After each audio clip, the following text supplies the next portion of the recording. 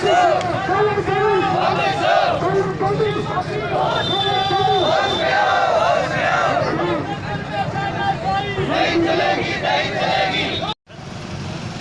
आप मानते हैं लव जिहाद है? बिल्कुल लव जिहाद है। जिस प्रकार से निकिता की हत्या हुई है सब चीज़ सामने है, सबको पता है, फिर भी उनके ऊपर एक्शन नहीं लिया जा रहा है, कोई गिरफ्तारी नहीं हुई है, अभी तक कुछ भी नहीं हुआ है।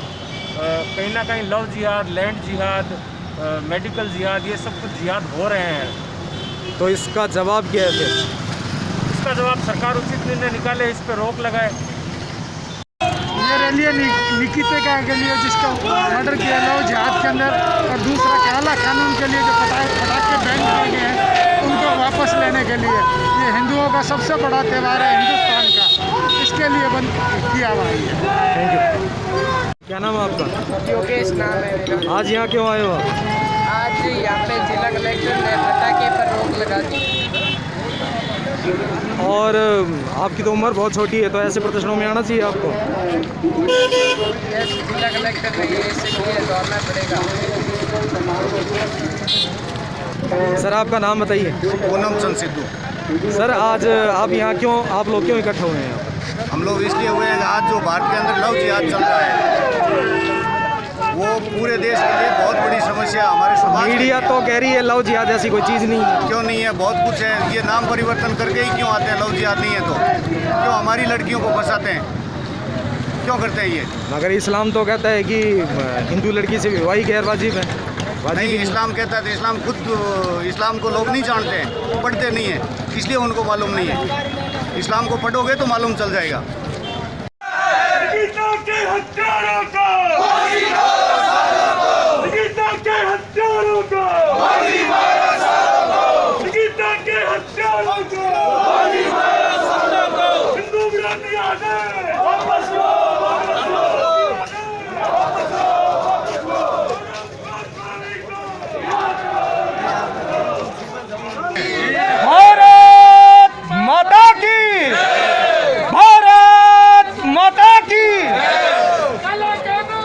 बंद करो, बंद करो, बंद करो।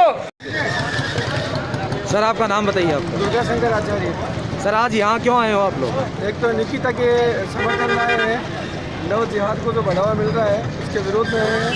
दूसरा, जिस तरह लॉकडाउन में इन्होंने गुटखों पर पाबंदी लगाई थी, उसके बाद में बीकानेर के नेताओं के पुत्रों ने और नेताओं के भतीजों ने गुटखों को ब्लैक किया।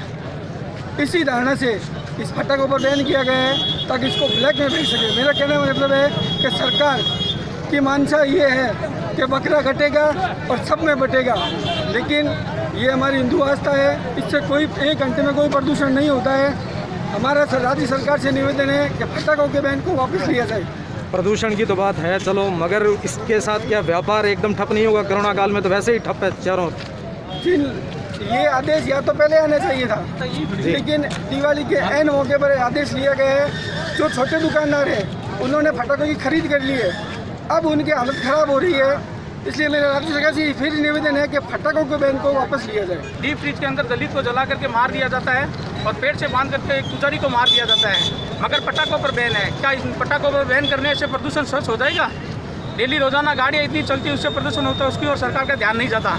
मगर हिंदुओं की आस्था पर हमेशा प्रहार करते हैं और ये करते रहेंगे। जब तक इनके विरोध में बात नहीं करेंगे तब तक ये ऐसा ही करते रहेंगे। मगर आपके लोकल विधायक से लेकर मुख्यमंत्री तक कहते हैं कि हम तो बहुत बड़े शिव भक्त हैं, और जो पार्टी के अध्यक्ष हैं वो भी करेंगे हम शिव भक्त हैं। वो केवल लोगों को दिखाने के लिए शिव भक्त है, मगर दूसरी ओर एक विशेष धर्म के प्रति इनका ज़्यादा लगाव है, उनका ये ध्यान रखते हैं। उनके हर त्योहार पर इनकी विशेष आस्था रहती है। जय श्री राम।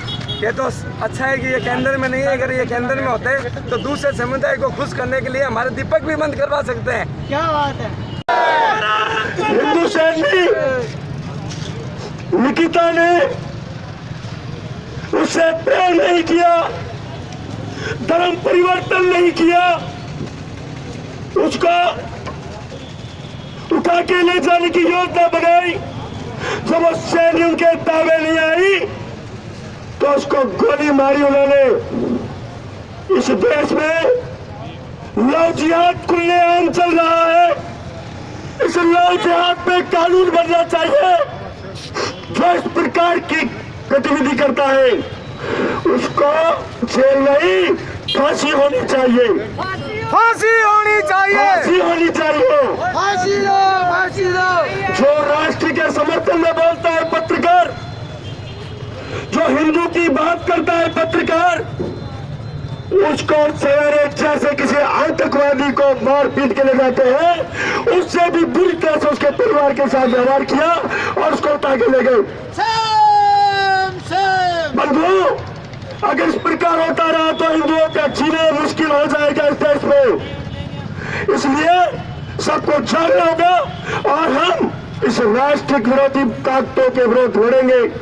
जो भी राष्ट्र विरोधी कार्य करेगा उसके खिलाफ में खड़े होंगे और सरकार को चेताएंगे, राष्ट्रपति को कहेंगे, प्रधानमंत्री को कहेंगे कि वो ऐसे लोगों के खिलाफ सख्त कार्रवाई करे और जो राष्ट्र विरोधी होता है उसको फांसी होनी चाहिए, उसको जेल नहीं होनी चाहिए। राजस्थान सरकार लगातार हिंदू विरोधी कार्य कर रही है। आपको पता होगा 5 अगस्त को जब राम जन्मभूमि की नींव, मंदिर की नींव रख गई थी तो इसी प्रशासन ने झंडियां लगाने से रोक दिया था। हमने झंडियां लगाई, ये हमारा धार्मिक स्वतंत्रता है, किसी आदेश को हम नहीं मानेंगे। अब दूसरा आदेश आ गया है कि दीपावली पे पटाखा नहीं छोड़ेंगे, प्रदूषण होता है।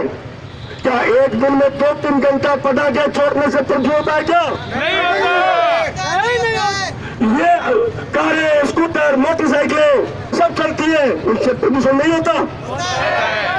तो इसलिए ये आदेश राजस्थान सरकार को वापस लेना होगा। हमें राज्यपाल मुख्यमंत्री के नाम से ज्ञापन तैयार किया, वो भी हम देंगे। इसलिए बंधुओं, हमें हर समय खड़ा होना पड़ेगा, नहीं तो हमारी स्थिति एक हिंद महासागर में डूब के मरने के अलावा कुछ नहीं बचेगी। इसलिए आप सभी से है कि निवेदन कि हम सभी अभी यहाँ रुकेंगे, हम ज्ञापन दे के आएंगे। तब तक